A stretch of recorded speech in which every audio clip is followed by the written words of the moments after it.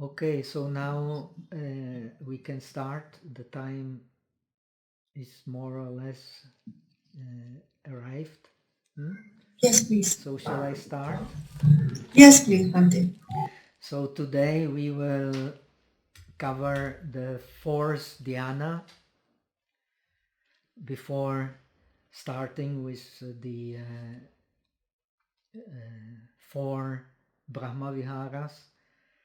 According to the northern tradition, you will find it very different from the southern tradition. Actually, you start with practice of the four Brahma Viharas, four illimitables, on the base of the fourth dhyana. We will go through it in the text, and we will also discuss why. It is very interesting indeed. Now, the fourth dhyana is crucial for our understanding of practicing the dhyanas and their relation to the process of liberation. Actually, the fourth dhyana in the southern tradition and northern tradition is actually the real dhyana. The other dhyanas, they are kind of a preparation which is necessary in order to attain the fourth dhyana, which is compared in the agamas to the pure gold. And it is pure gold in the sense of its resemblance to nirvana. In the Yogachara Bhumi Shastra, it is called indeed Pifen Nyepan, Sadrisha Nirvana, Nirvana Sadrisha. It is similar to nirvana. We all, as Buddhists, we should know that Buddha has entered the parinirvana on the base of the fourth dhyana. It is the ideal state of mind. In the lower dhyanas, the one-pointedness of the mind is disturbed especially by sensations, which are not yet tendency to cling to sensations is not completely overcome. And in the higher dhyanas, in the arupas, the concentration is predominant, but the wisdom is lacking. It does not mean it is not there, but it is lacking because wisdom, at least in the agamas, is explained as it is based on correct distinction, correct discrimination. And it is ultimately only the wisdom and concentration equally balanced which lead to the realization of the middle path. If they not equally balanced, then the middle path will not be revealed. This is common in all Buddhist traditions.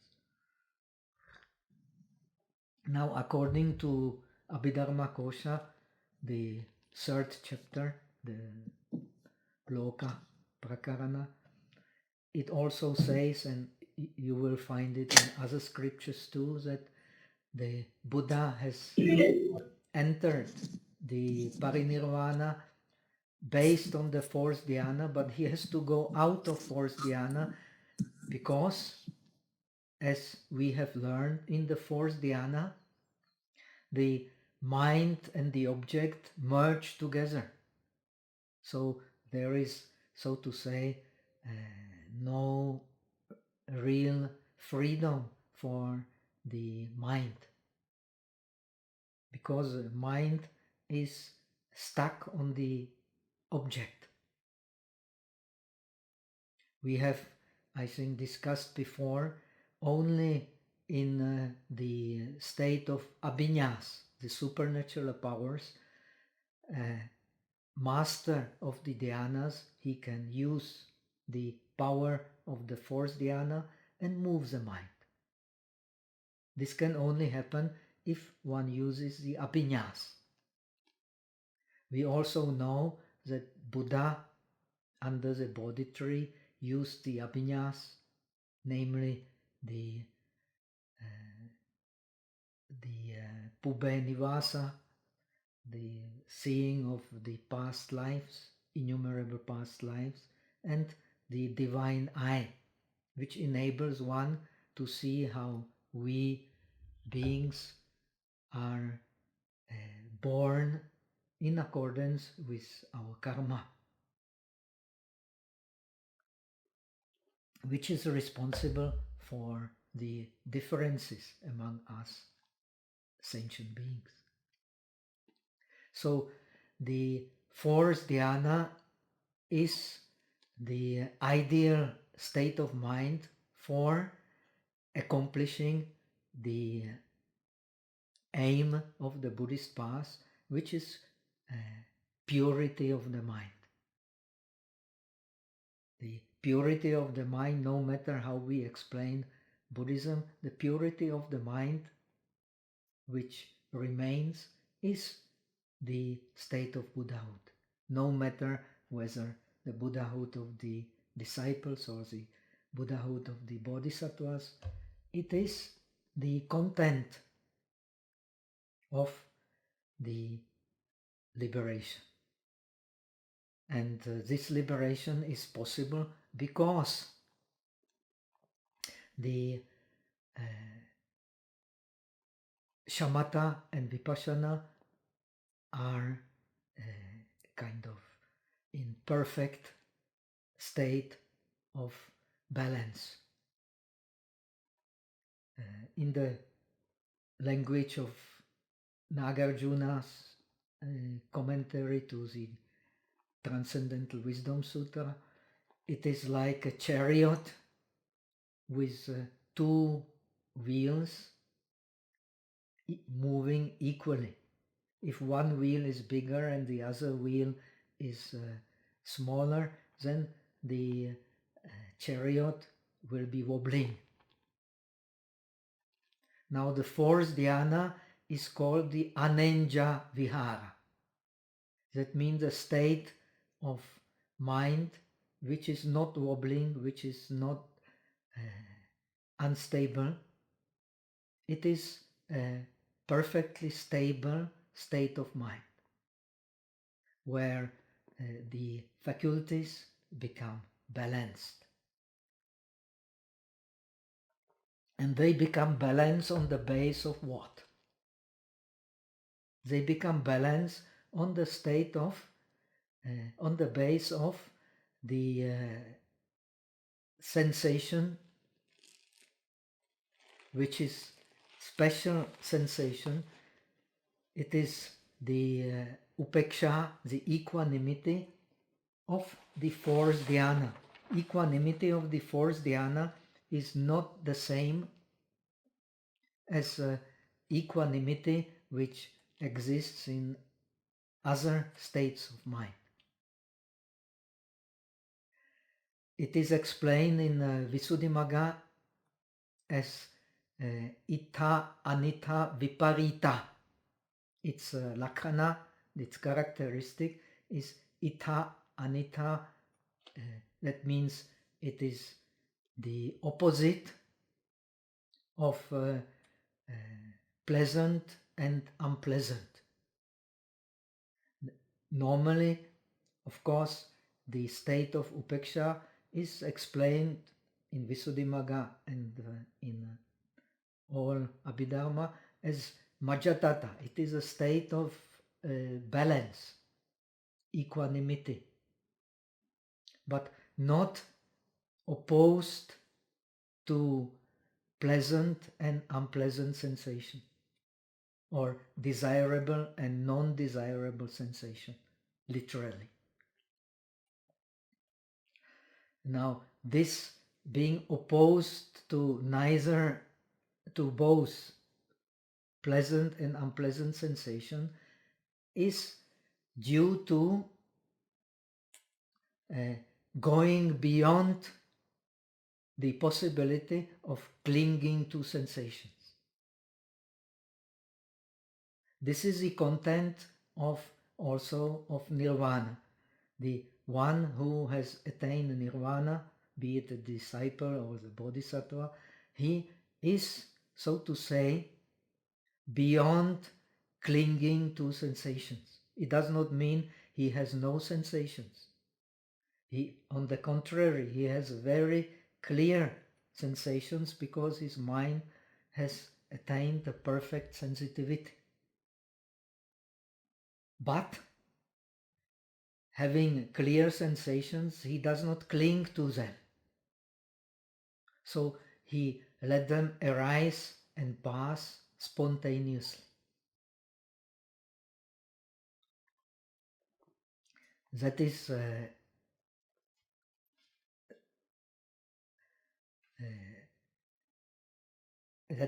he has the perfect equanimity in regard to the 6 doors or 6 sensations. Now we have learned, of course, that in the first, second and third dhyana, the participant leaves respectively the pleasant and unpleasant sensations. In the first dhyana, he leaves the unpleasant mental sensation, Daurmanasyam, yo. In the second dhyana, he is said to leave the unpleasant bodily sensation, dukkha. In the third dhyana, he leaves the pleasant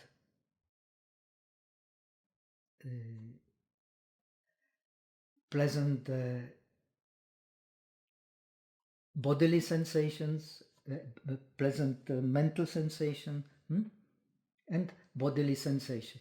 Pleasant mental sensation, saumanasya, he leaves in the third dhyana. In the fourth dhyana, he leaves the pleasant bodily sensation.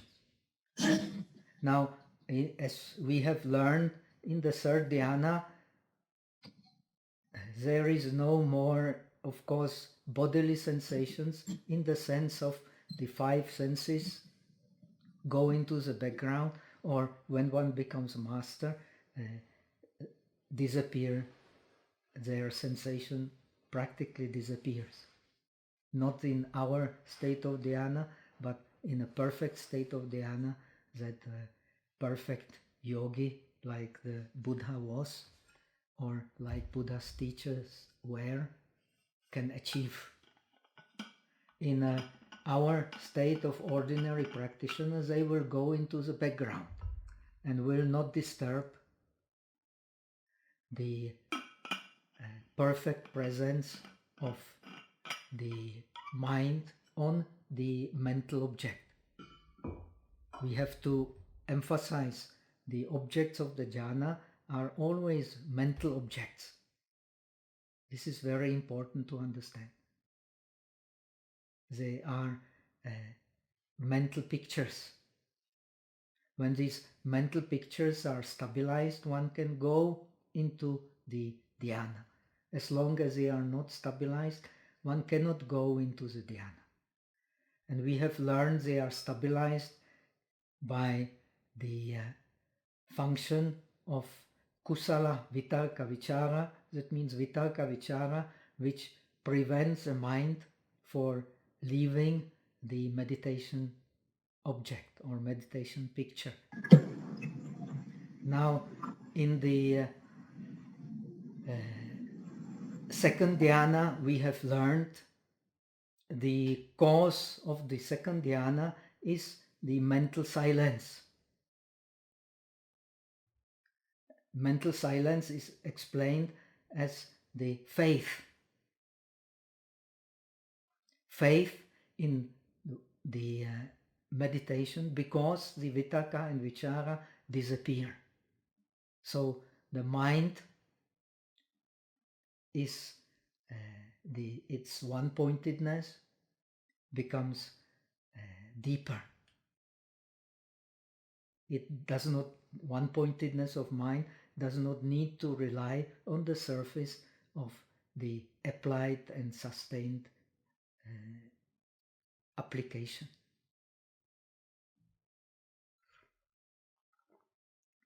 So this leads to a deeper concentration and deeper state of joy. So the joy of the second dhyana is a perfect joy.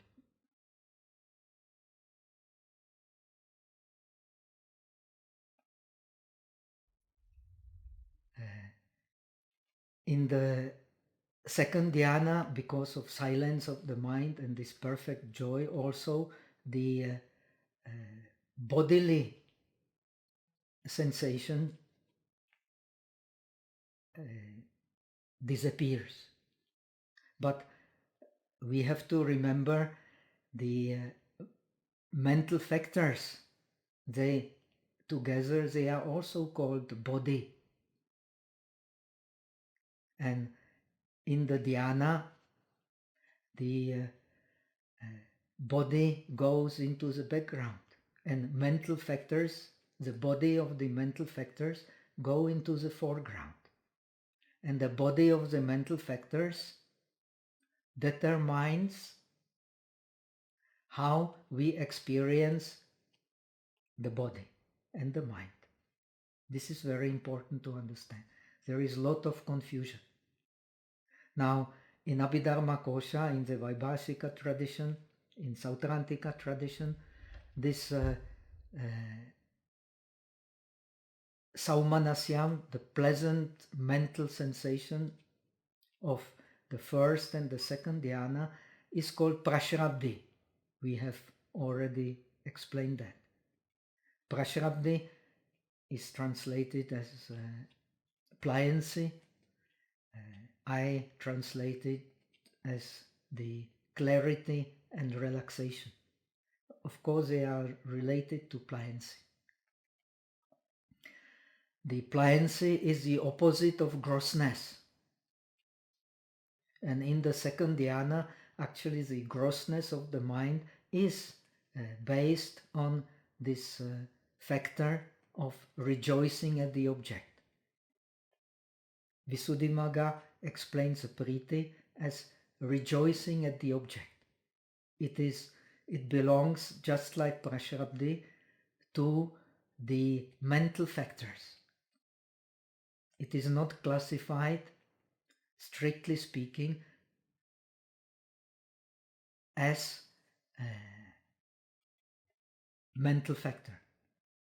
So priti is explained as, in the northern tradition, as Saumanasyam. Sorry, I have made my correction, but sukha is explained as prashrabdi. Both traditions emphasize, same in Theravada, same in Vaibhashika, that it is a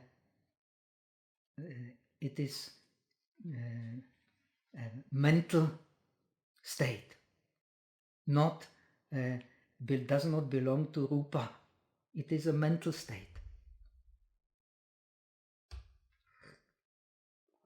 So Saumanasyam, the pleasant mental sensation, is a mental state. The prashrabdi is also a mental state. And the sukha is explained as prashrabdi, which is a mental state, not as a bodily state. But yet it is explained as also as a bodily state because it can permeate all the other mental states. It is the opposite, prashrabdi is the opposite of daushtulyam, of grossness. And we have explained the sensation of the third dhyana, explained as a bodily sensation, is very subtle. It is the most subtle pleasant state. Most subtle pleasant state is the third dhyana. The pleasant state has been purified in the third dhyana. Now, in order to attain the fourth dhyana, one has to go beyond pleasant and unpleasant. That's why it is explained as ita anita viparita in Visuddhimagga. It is opposed to both pleasant and unpleasant. Now, we practice shamatha, and in Abhidharma of the Agamas, based on Agamas, the Samadhi is explained as 8 samapatis, I have already explained, which means actually 8 dhyanas, plus maybe the Sanya Vedaita Nirodha Samapati, so it is also dhyana kind of, so 9 dhyanas. So they are the content of Samadhi training. Of course, we have also Vipassana Samadhi, but Vipassana Samadhi does not, strictly speaking, belong here, because we are discussing shamatha. We have also explained that in Northern tradition, from the very beginning, the Sarvastivada has tendency to emphasize the training as practicing Vipassana in the dhyana. The Southern tradition has explained going out of dhyana to practice Vipassana. But actually they are describing the same experience. The other experience, it is not a different experience. Same like Prashrabdi and Sukha explain the same experience, but from a different angle. And Saumanasya and Priti also explain the same experience, but from the different angle. But both traditions agree that it is a mental state.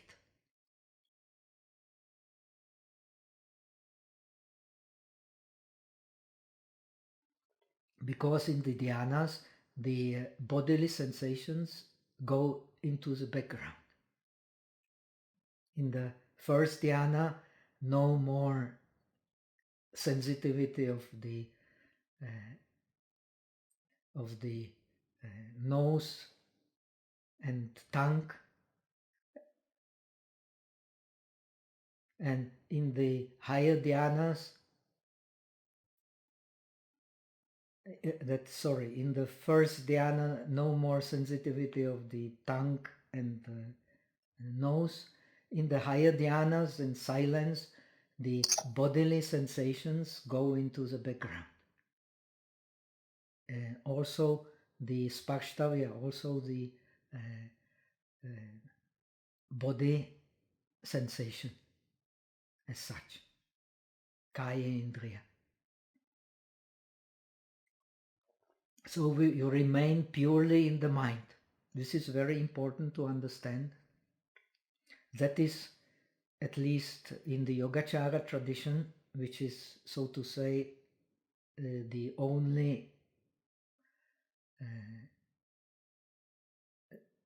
Mahayana tradition which has a very high regard for the practice of the dhyanas, because it is the state of manomaya kaya. It is a state of, in dhyana, we experience the mental body. And the practice of the bodhisattva is mastering of the mental body. So he does not want to leave the state of samsara because he intends to master the, like Buddha himself, the mental body. Then as opposed to an arahat, he wants to be born conscious, live conscious, and die conscious.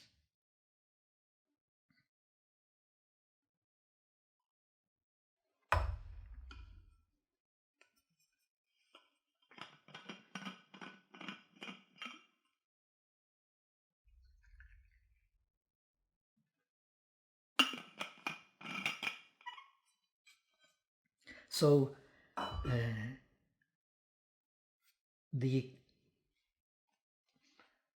we have explained because in the third dhyana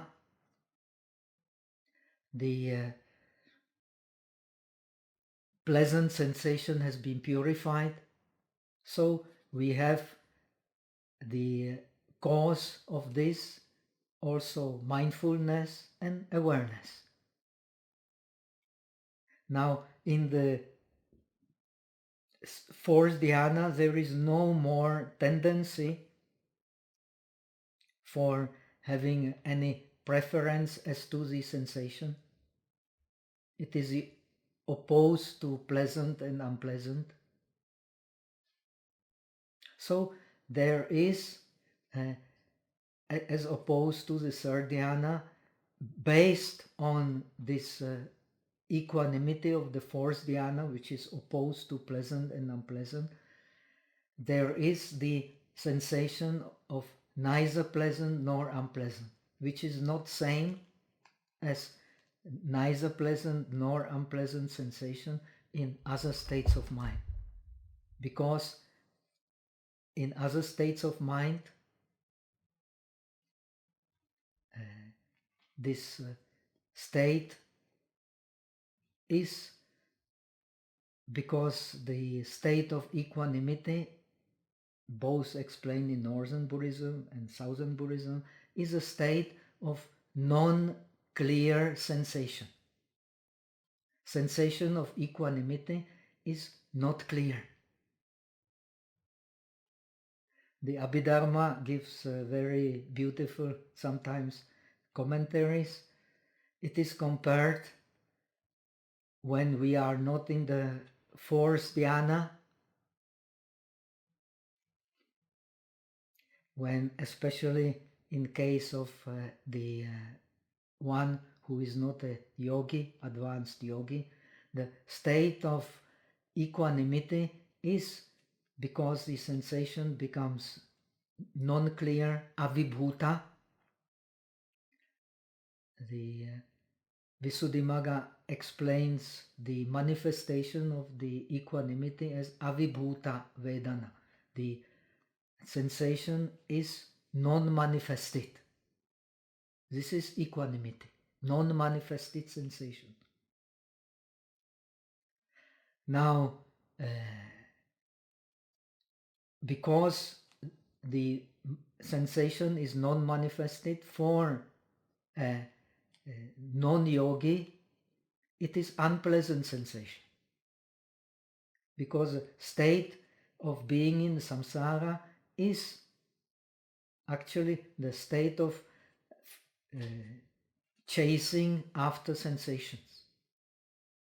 So it is compared in Abhidharma commentaries to a hunter who has pursued a deer, shot an arrow and wounded the deer, and then he runs after the deer to finish him and to eat him. So he follows the footsteps of the deer, also with blood, and he knows he must have run this way and the deer comes to a rock. On the rock you don't see any more footprints. So what does the hunter do? The hunter runs around the rock until he finds the continuation of these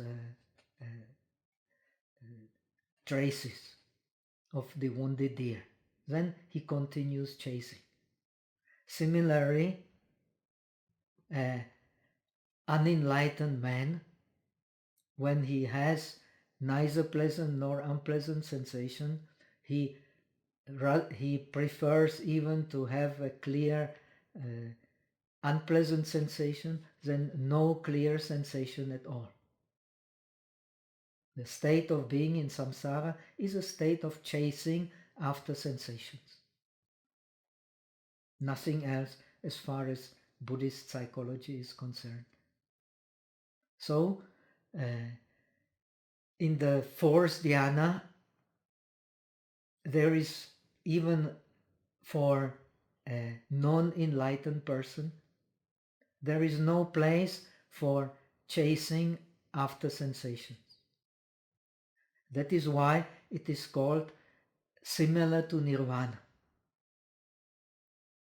No place after chasing for sensations, because the pleasant and unpleasant bodily and mental sensations have been overcome, or one has, so to say, jumped over them.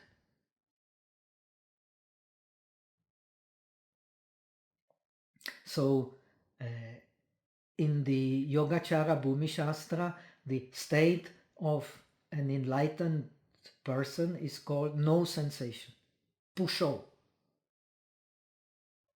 No sensation does not mean that an enlightened person has no sensation. He has very clear sensations, but he does not receive, and sensation means a reception of the object, nothing else.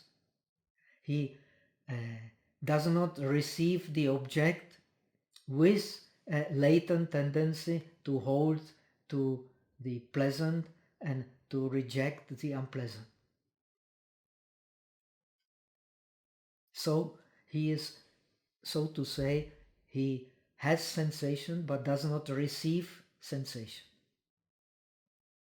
because he has no place for clinging to sensation. And that's why he is a Buddha. The Buddha has to remain in samadhi, because if he does not remain in samadhi, his balance of the mind will be affected. And when his balance of the mind is affected, he will cling to sensation. But a Buddha cannot cling to sensation. That's why he is Buddha. So it does not mean the Buddha does not have pleasant or unpleasant sensation. He does not receive them as objects of clinging. So, according to Buddhism, we differentiate, we who are still involved in the samsaric existence, we differentiate on the basis of sensations. This is explained clearly in the Agamas, Chula, Vedala Sutta, and so on. So, in the fourth dhyana, it is similar, it is not nirvana, but it is similar to nirvana in its nature of going beyond latent tendency, which we all have unless we are Buddhas, to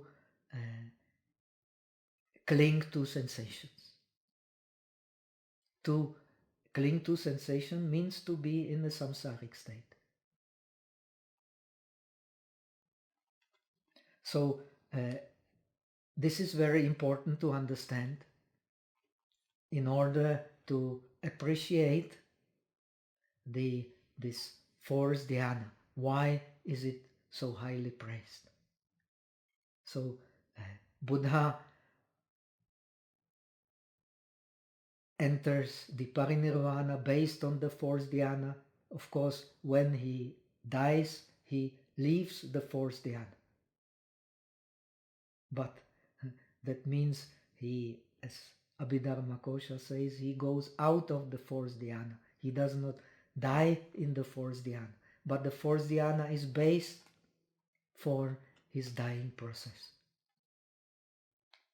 And the fourth dhyana is also the ideal base for the liberation process. Because in it, due to this pure mindfulness and awareness, which is, so to say, served to the mind by the equanimity of the fourth dhyana, which is opposed to pleasant and unpleasant, makes the fourth dhyana a perfect state, similar to nirvana. But it cannot be nirvana because it is an impermanent state. As long as the mind is being manipulated into the fourth dhyana, this conditioning stays. But when the mind leaves this manipulation, it disappears and same defilements appear. But nevertheless, this experience of the fourth dhyana enables the yogi to have an experience similar to nirvana, in that in this conditioning the latent tendencies to clinging to sensations are temporarily removed.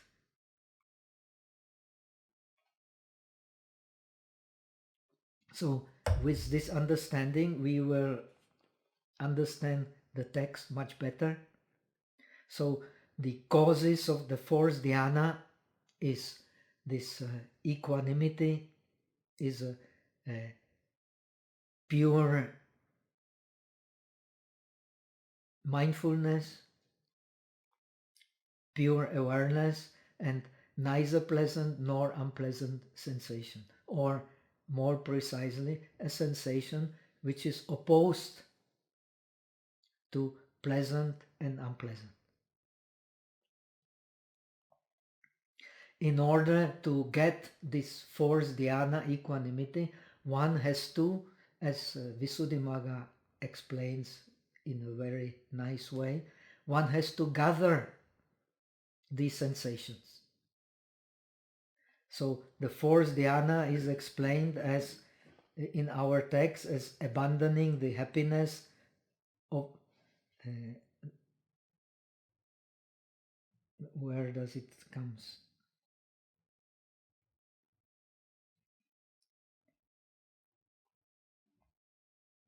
It's with abandoning pleasure and pain, with previous abandoning of joy and grief, one enters the fourth dhyana. So all these sensations are understood as being sensations danger to perfect balance of the mind. One has to gather them, to use the Visuddhimagga explanation, see them very clearly as being a danger in their latent tendencies to clinging, then one abandons them and enters the perfectly balanced mind of the fourth dhyana. So now let us go to the text.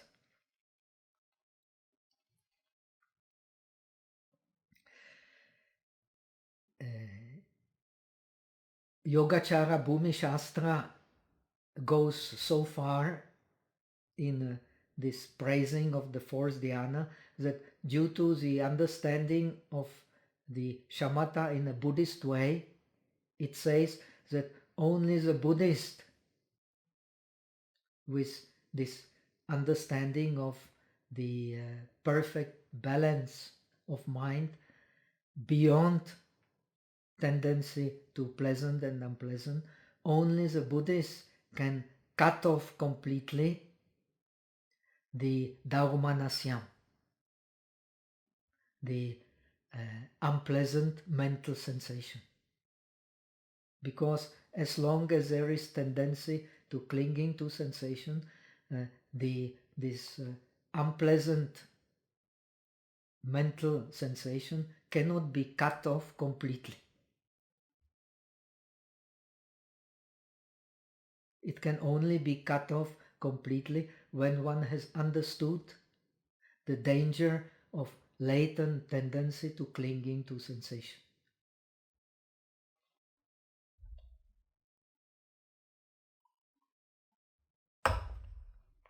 And this is temporarily understood in the fourth dhyana. So the text says, when the meditator has reached the third dhyana, he will know these three kinds of happiness explained before in the third dhyana.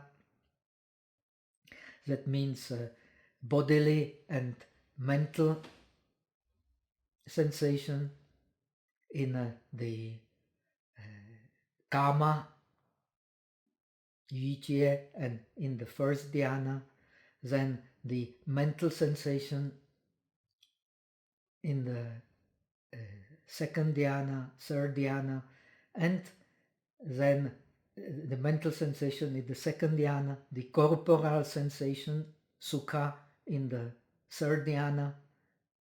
Careful, this corporal sensation is corporal sensation of the mental body. When one has understood them,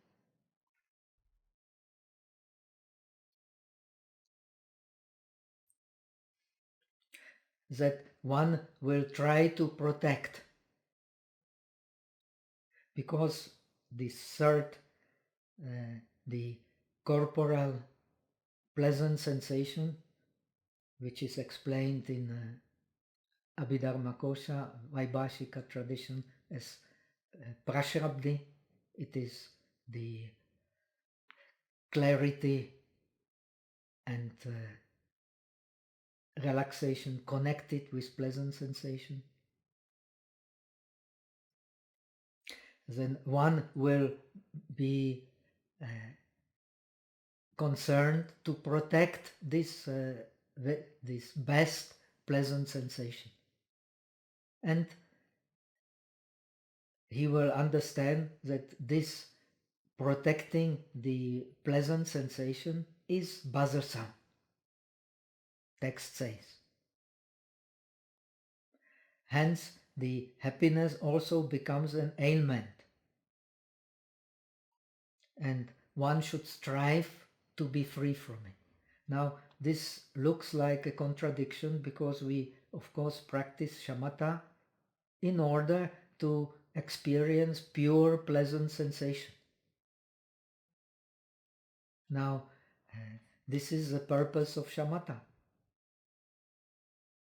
With this pure pleasant sensation we can then tolerate the impermanence, which is unpleasant sensation. And to tolerate this, the suffering of impermanence, means to go beyond suffering of impermanence. This is clearly explained in Buddhism. The mind is the great ocean, explained the Buddha, and the mental objects are the waves in this great ocean of the mind. One who can tolerate this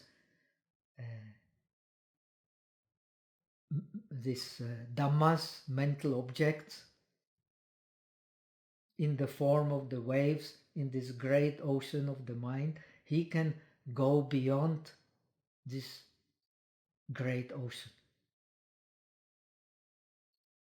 This is in Salayatana Samyutta, the Samudha Sutta. So the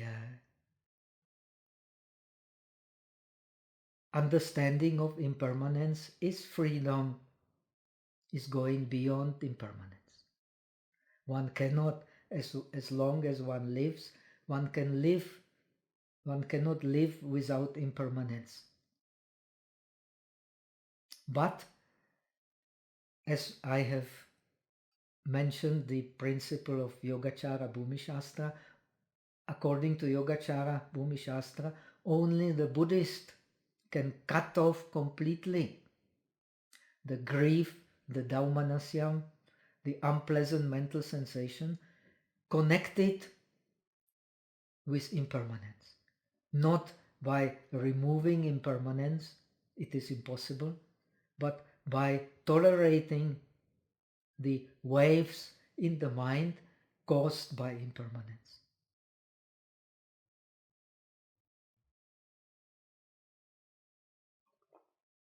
So this is possible by a perfection of the sankhara upekkha, perfection of the upeksha in regard to the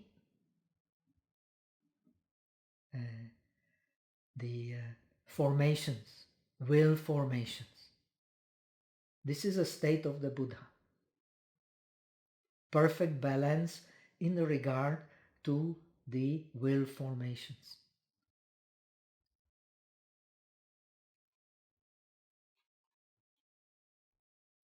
Chalanga upekkha. The upeksha in regard, Visuddhimagga explains, in regard to the 6 causes: eye, ear, nose, tongue, body, and the mind. It does not mean that one does not experience pleasant and unpleasant sensations, but one experiences them in a state of perfect balance. And this is also the state of the 4th dhyana. So in the 4th dhyana, this is kind of an ideal state. Dhyana we practice because we want to experience pure happiness. 4th dhyana is also happiness, but we have abandoned happiness in the 3rd dhyana. But we practice dhyana to experience pure happiness. Then how it is called in Yogachara Bhumi Shastra? It is called the upeksha sukha. In 3rd dhyana, it is called the shanta sukha, anla. In the 4th dhyana, it is called shala, the happiness based on equanimity. This happiness based on equanimity is superior to the happiness not based on the neither pleasant nor unpleasant sensation. And even so, the 3rd dhyana happiness is most peaceful. It is not perfectly peaceful because it is not connected with neither pleasant nor unpleasant sensation. So neither pleasant nor unpleasant sensation brings the perfection of equanimity. Perfection of equanimity in regard to all formations. So this is how it becomes P-Fan-Nyepan, similar to Nirvana, but not Nirvana.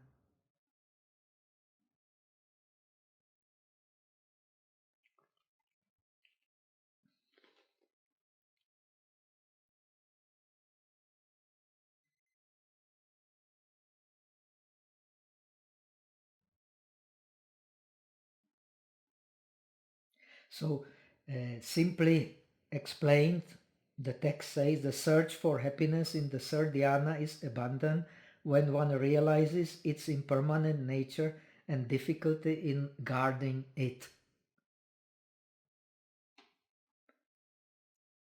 Therefore, one searching for the stable and peaceful stage of the fourth dhyana should seek to abandon happiness. Seek to abandon this subtle happiness, because it is the most subtle happiness. Most subtle happiness is connected with the most subtle tendency to protect this happiness. So usually it is for common practitioners, it is quite easy to enter from the first dhyana to second, from second to the third, but many experience difficulty from third to the fourth, because this happiness of the third dhyana is very subtle, and the tendency to protect it is also very, very subtle.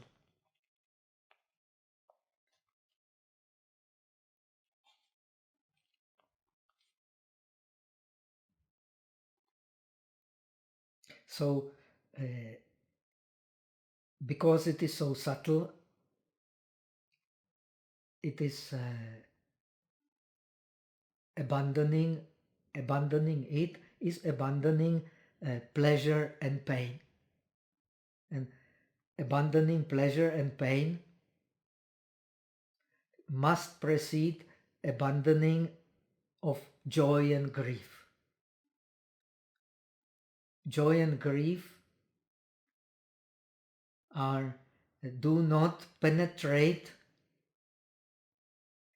completely the whole body of the mental factors, but this happiness of the third dhyana penetrates the whole body of the mental factors. So it becomes very subtle.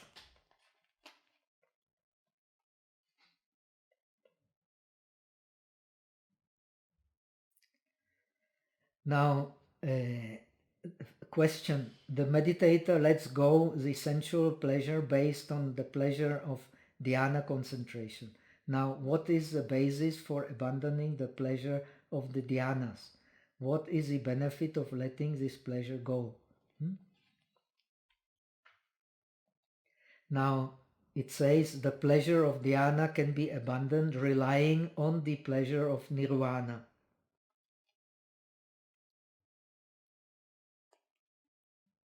Because by it one attains three kinds of benefit: the path of the Arahat, of Pratyeka Buddha, and of the fully awakened Buddha. Therefore, one abandons the happiness of dhyanas by practicing the safe and secure happiness of the fourth dhyana. So it is the base, ideal base, as Abhidharmakosa explains, for attaining the Vajropama Samadhi. The Vajropama Samadhi, the Samadhi similar to the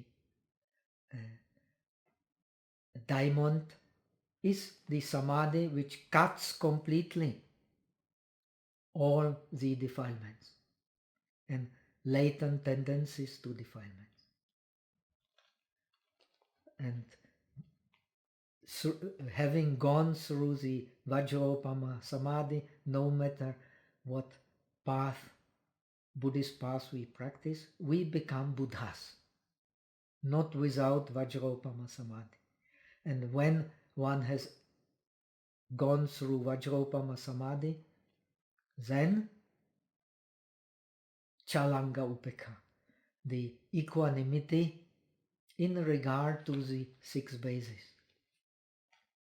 It does not mean that one does not experience pleasant and unpleasant sensations, but one does not cling to them. Cling to them by protecting them or by pushing them away by force.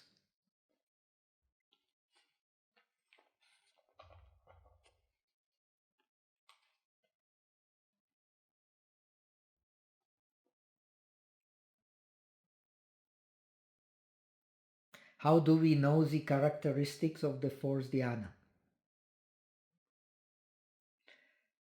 Now we have already explained that one enters the fourth dhyana having abundant pleasure and pain with previous disappearance of joy and grief. It is the same in all agamas. Experiencing neither pain nor pleasure with mindfulness pure.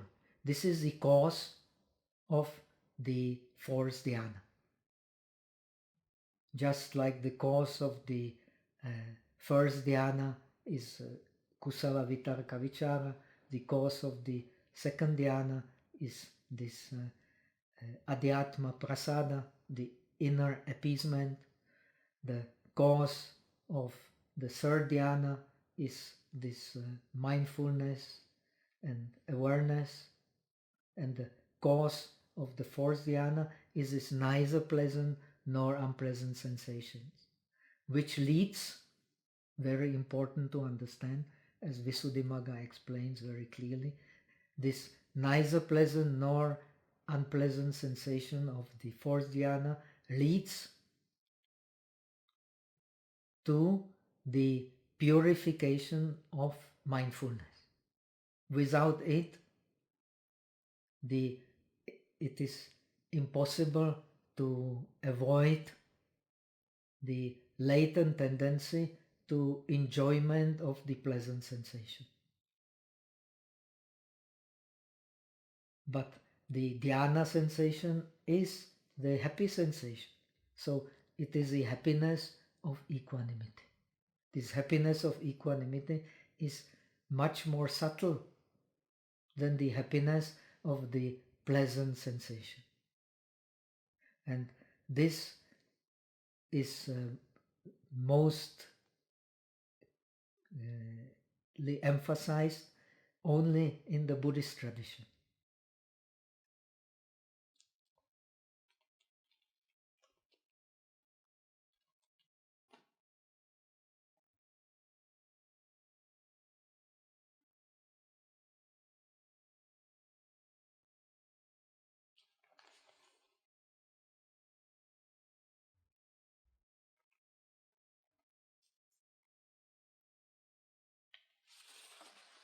So we come. What is important in this part is it can be known that the pain, beginning of the next page, that pain here is not from the realm of desire, but it can arise in the third dhyana owing to the impermanent nature of happiness. The impermanent nature of happiness can cause unpleasant sensation.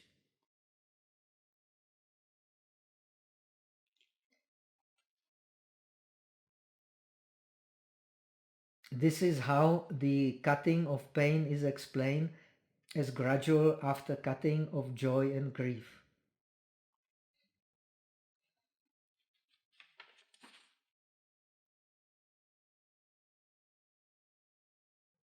So this pleasant sensation, to use the Yogachara Bhumi Shastra, leaves all the Vedana Vastu, it calls, shows the basis for Vedana. Here it does not mean it leaves Vedana, basis for Vedana. That means basis for Vedana, for receiving object in the sense of either desirable or undesirable. No more basis for that in the fourth dhyana. In the lower states of mind, the base is there, but not in the higher states of mind. We have explained that clearly.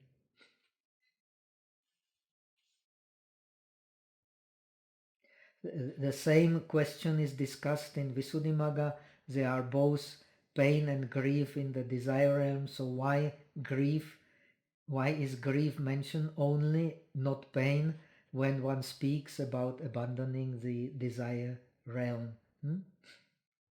We have explained that.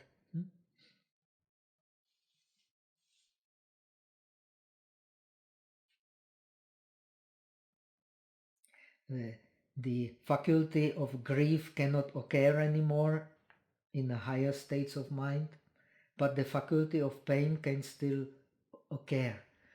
We have explained that the prashrabdhi,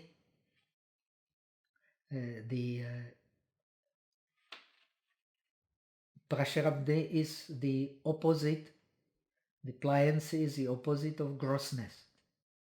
The state of Buddha is abandoning of grossness, which is opposed to the perfect balance of mind. Perfect balance of mind is pliancy. Now, this pliancy cannot be perfect as long as there is still place for latent tendency of enjoying the sensation.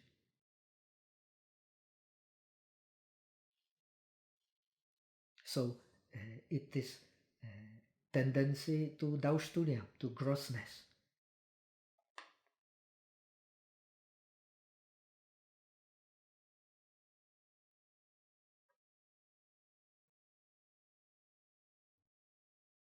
So besides, as here said, the happiness in the third dhyana is happiness when it arises and stays, but becomes pain when it disappears. Why is not so for the joy in the first two dhyanas?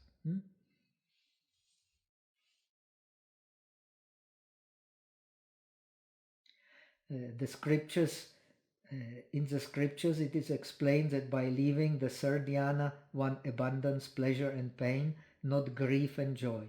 This is not explained in connection with the first two dhyanas. Why did the Buddha not explain it? The pleasure of the third dhyana is the most subtle. Well, we have all discussed that before. Now, let's come to the explanation of the terms, which is very important.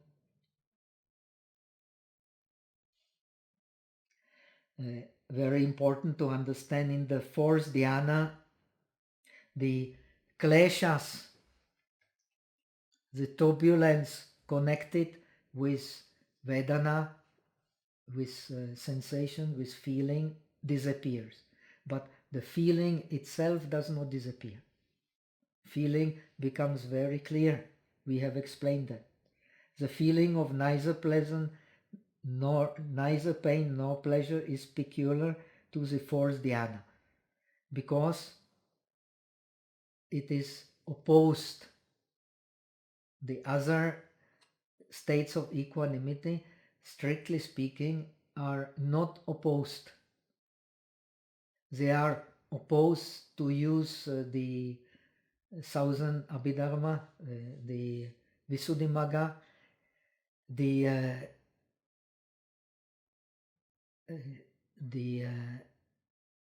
pleasant sensation is connected with growing, and the unpleasant sensation is connected with milapana, with reducing. So either in the normal equanimity there is no place for growing and no place for reduction. It is explained as I have written it somewhere.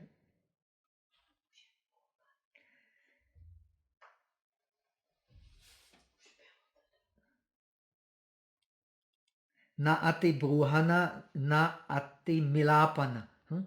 Neither it tends to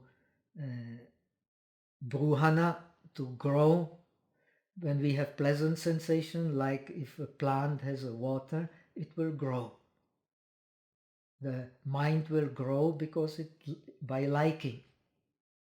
Liking is the good for the heart. from medical point of view, the liking, pleasant sensation make the heart grow.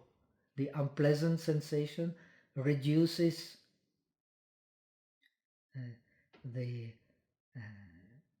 growing process. It makes the heart shrink. Unpleasant sensation makes the heart shrink. The pleasant sensation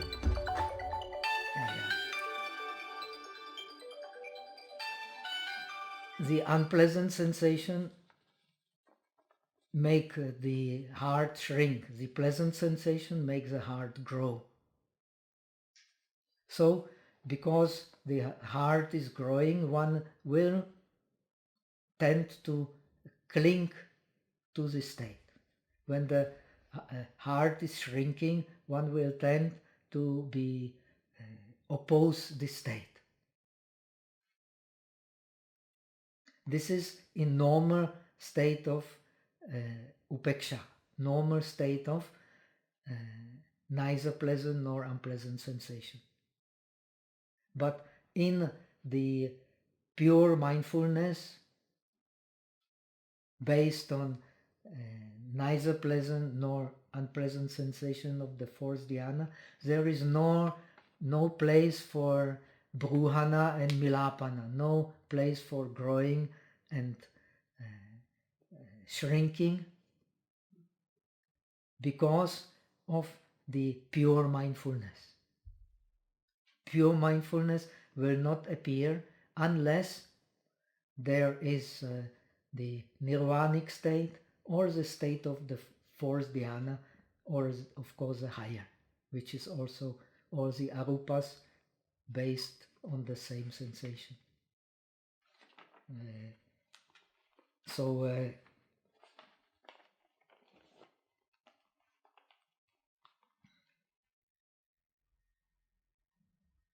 So one will experience neither pleasant nor pleasure without recollection or regret. We have explained the hunter. We beings in samsara, we are kind of hunters for sensation. But this state is left without recollection or regret in the fourth dhyana. So that is why it is like nirvana, P-Fen Nyepan. Pure mindfulness means extinguishing grief, joy, pain and pleasure. When these four things are extinguished, the mindfulness is pure. So let us finish here. The time is over. We will finish this fourth dhyana next week and go to the Brahma Viharas, starting with metta. So we have understood the importance of the fourth dhyana for getting the vipassana insight by experiencing the pure mindfulness without latent tendency of clinging to sensation due to the natural process of growing in the pleasant sensation and shrinking in unpleasant sensation. So our heart can be compared to the plant. The plant, when it has water, it grows. When it has no water, it shrinks. So we naturally tend to cling to the pleasant and shrink from unpleasant. But this tendency is cut off temporarily in the fourth dhyana and ultimately in the state of nirvana. Okay, so now Anshul wants so much that I recite the Pragya Paramita Hridaya Sutram, which is now a good occasion because it explains nothing else than the state of nirvana from the point of view of the one ultimate reality, which is suchness or emptiness. Ultimate reality is explained by Kumarajiva, among others, who is a translator of Sadharma Pundarika. Sadharma Pundarika explains the nirvana as the state of sameness, in which there is no place for vikalpa, no place for mind constructions. So this fourth dhyana, it may be very helpful for getting an intuition what kind of conditioning it is. But fourth dhyana is also a kind of a vikalpa. You can only enter it by manipulating the mind in a certain way. That's why the most of the Mahayana traditions do not disapprove from the dhyana practice, but also do not especially encourage, especially the tantric tradition, to practice the dhyanas, Zen tradition also. It is enough to have the pliancy of the mind to understand the perfect state. You don't need to take the trouble of training in the dhyanas. Even so, it is of course not disapproved. You cannot disapprove the words of the Buddha, but you can give different interpretation to them.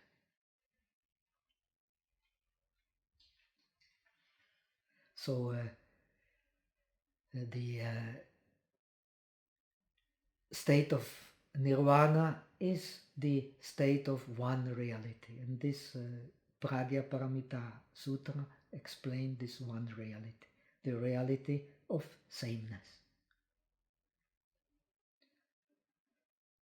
Om Namo Bhagavatyai Arya Pragya Paramitayai Arya Avalokiteshvaro Bodhisattva Gambiram Pragya Paramitacharyam Charamano Vyavalokayati Sma Panchaskandastamscha Svabhava Shunyan Pashyati Sma Iha Shariputra Rupam Shunyata Shunyata Iva Rupam Rupam na pritak Shunyata Shunyataya na pritak Rupam Yat Rupam sa Shunyata Ya Shunyata tat Rupam Evam eva Vedana Samya Samskara Vigyanam Iha Shariputra Sarvadharma Shunyata Lakshana Anutpana Niruddha Mala Vimala Anuna Aparipurna Tasmat Chariputra Shunyataya Na Rupam Na Vedana Na Samgya Na Samskara Na Vigyanam Na Chakshushotra Grana Jihvakaya Manamsi Na Rupa Shabda Gandha Rasa Sparštavya Dharmaha Na Chakshu Vigyana Dhatur Yavan Na Mano Vigyana Dhatu Na Avidya Na Avidyakshayo Yavan Na Jara Maranam Na Jara Maranakshayo Na Dukha Samudaya Nirodha Margaha Na Gyanam Na Praptir Na Apraptihi Tasmat Chariputra Praptitva Bodhisattvasya Pragya Paramita Mashritya Viharati Achita Avarana Chita Avarana Nastitvat Atrasto Viparyasa Atikranto Nishta Nirvana Praptaha Triyadva Vyavastita Sarva Sambudha Pragya Paramita Mashritya Anutara samyak sambodhim abhisambuddha tasmad gyataviham pragya paramita mahamantro mahavidya mantro anutara mantro sama asama mantra sarva dukha prashamana satyam amityatva pragya paramitaya ukto mantraha tatyatha gate gate paragate parasamgate bodhisvaha gate gate paragate parasamgate bodhisvaha gate gate paragate parasamgate bodhisvaha eta vata chamehi sambhatam punya sampadam sabbe deva anumodantu sabha sampati siddhya eta vata chamehi sambhatam punya sampadam sabbe bhuta anumodantu sabha sampati siddhya eta vata chamehi sambhatam punya sampadam sabbe satta anumodantu sabha sampati siddhya Aka satta chabumatha deva naga mahidika punyantang anumoditva chiram rakantu lokasasana Aka satta chabumatha deva naga mahidika punyantang anumoditva chiram rakantu desana Aka satta chabumatha deva naga mahidika punyantang anumoditva chiram rakantu tumampana Devo vasatu kalena sasa sampati hotu cha pito bhavatu loko cha raja bhavatu dhammiko sadhu sadhu sadhu. Now we have finished as far as explanation is concerned. If there are any questions, we can go to few. Okay. Are there any questions? Yes, just yes, go ahead. Oh, thank you. Thank you so much for that recitation, Bhante, and for the teaching. I have two questions. The first, you said, you spoke about the vipassana in the northern tradition, that one stays in shamatha, and in the southern tradition, coming out of shamatha. And this would suggest that there's, what's going on there? This would suggest that that movement isn't precluded when practicing vipassana within the context of the northern tradition. Can you explain that? Yes, the Southern Abhidharma, as you may know, is based on the analysis of the Chittavritti, which is literally means the passage of the mind. All process of cognition is the process of the going through the street of the mind. Now, you cannot, according to the Southern Abhidharma, you cannot change the object without letting the mind first fall into the bhavanga, into the base of the mind. Only then you can change the object. Now, if you study the Sarvastivada Abhidharma, you don't have the same analysis. Actually, the mind and the object, they arise and cease moment by moment. This happens, according to the Southern Abhidharma, only in the state of dhyana. In the state of dhyana also, because the object does not change and the Vedana does not change, and therefore the mind does not change, so it arises and ceases moment by moment. But a normal state of mind, not in dhyana, is the state of mind of always changing the object. And it cannot happen without the mind taking recourse to bhavanga. Now, the velocity of the mind is immeasurable. We can measure velocity of the light, but we cannot measure the velocity of the mind. If one has a supernatural powers, then one can see anchor in Australia at this very moment and it is not a problem. Can see also how his mind works.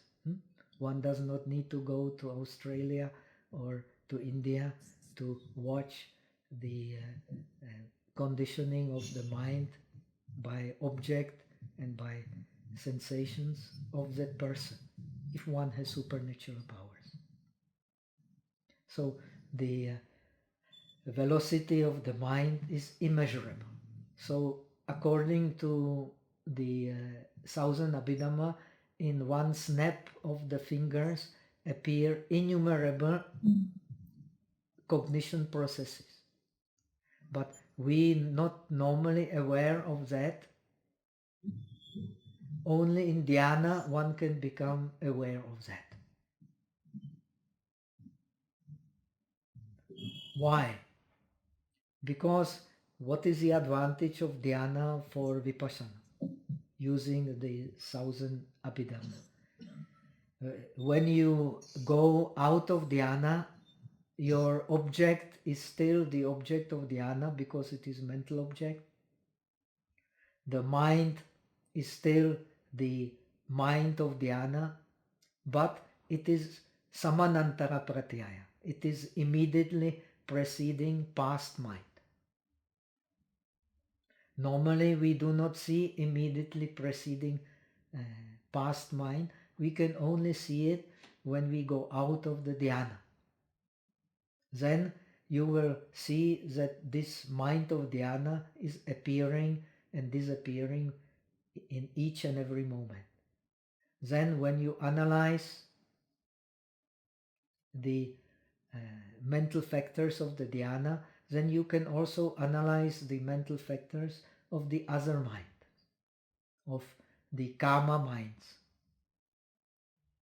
and analyze them in terms of the mental processes.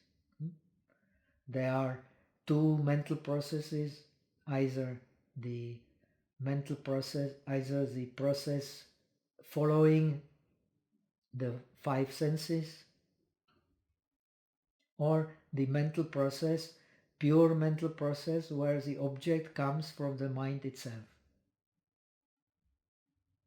So either we follow the impact of the five senses, or the object appears from the mind itself. Suppose we contemplate some abstract thing, then we don't need any outer object. The object will appear in the mind itself. It is the adivachana object, to use the thousand Abhidhamma. Now, if the object appears following the five senses, then the mind will have to reflect the object in the sensitivity of the five senses. If it is color, then at the eye door, then it will receive it, then it will investigate it, then it will decide about it, then it will go through it, and then if the object is very clear, then it will go through confirming it and returning to bhavanga. This is how the mind works in other conditionings than in dhyana, when the impact comes from the five senses. If the impact comes from the mind, then you don't need to receive it because it comes from the mind itself. Then after deciding about it, then you go through it, and again it will fall back into the bhavanga. So these are the mental processes described in the thousand Abhidhamma, This is with what I am very familiar, but it is not a theory, it is experience of the yogis. But you can only experience it when you are led by a teacher in a certain way. If you're not led by a teacher in a certain way, you will not experience it in this way. If you want to, the Sarvastivada pattern is also experience of the yogis. And you will certainly experience it if you manipulate the mind also in the certain way. It is not a theory not based on the yoga. It is theory based on the yoga. One cannot say that one theory is correct, the other theory is not correct. Both work. So what is the conclusion of the Yogachara? That all objects, ultimately, they are mental objects. And we experience them in accordance how we manage the mind. So this is very important to understand. Even if we don't accept the Yogachara, we accept the Madhyamika approach. The Madhyamika, same as Yogachara, also believes that all objects are mental objects. It does not accept alaya as being the existing base. Nothing can exist really for the Madhyamikas. Because nothing has svabhava, self-existent nature. In the Yogachara, the mind has indeed the self-existent nature, but the self-existent nature of the mind is emptiness, and you need a base for emptiness. This is the traditional Abhidharma approach you will find in the Agamas also.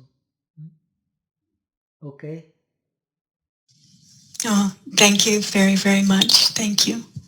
I have other questions, but I will save them for next time since it's almost time for you to. Thank you very much. Never mind the few minutes more. It's a pleasure. Thank you. Is it okay? Just one more question. Sure. So you mentioned, of course, several times that the state of being in samsara is chasing after sensations. Yes. Then, considering that the bodhisattva is not rejecting categorically samsara, what is the relationship of sensations to the experience of the bodhisattva? Well, the practitioner of the Shravaka Yana, he rejects mana. Mana in Buddhism is not just a pride, because we have no better words to define it, but mana means manyate iti mana. It means to think that you are something. A bodhisattva, self-importance. Bodhisattva must think that he is something in order to practice the bodhisattva path, in order to practice the bodhicitta. Because if he accepts the Shravaka approach, he will go into nirvana. So this mana, paradoxically, it protects him from going into nirvana, because he wants to attain the highest, and because he does not want to distinguish between himself and others. He is not interested in individual enlightenment. So he needs mana. He needs to think that the state of Buddhahood is the perfect state, which is free from differentiation between samsara and nirvana. Even so, he has not yet realized it. So he understands the conditioning of the Arahat, otherwise he is not a bodhisattva, but he does not become an Arahat. For that he needs mana. If he does not have the mana, he will become an Arahat. But now he understands the conditioning of the Arahat. He knows perfectly well that what the Arahat sees is true. What a non-enlightened person sees is illusion. But yet he prefers to remain in illusion in order to experience one reality. This is what is this? It's mana also. Do you agree? That's extraordinary. Thank you so much, Bhante. Thank you. Okay. Anumodana. Thank you very much. So, are there any other questions? I don't think so today, Bhante. So let us finish here, and wishing you a wonderful week with no COVID and no unpleasant sensations, but they will come anyway, but we need wisdom to deal with them. So looking forward to continue next week, and we will go to the most fascinating practice, the 4 Brahma Viharas, starting with love as friendship. Okay, and Supriya will be kind to send the appropriate texts. I will. We will send them out tomorrow morning. Okay, to all those who are following this course. Okay. Namaste. Omitobo.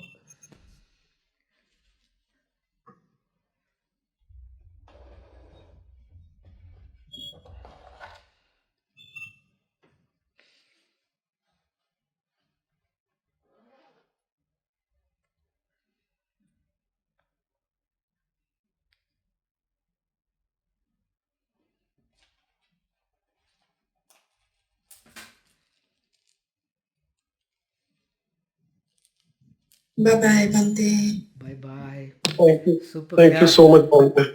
Supriya, Thank you, Bhante. do you want to see the landscape here? It's amazing.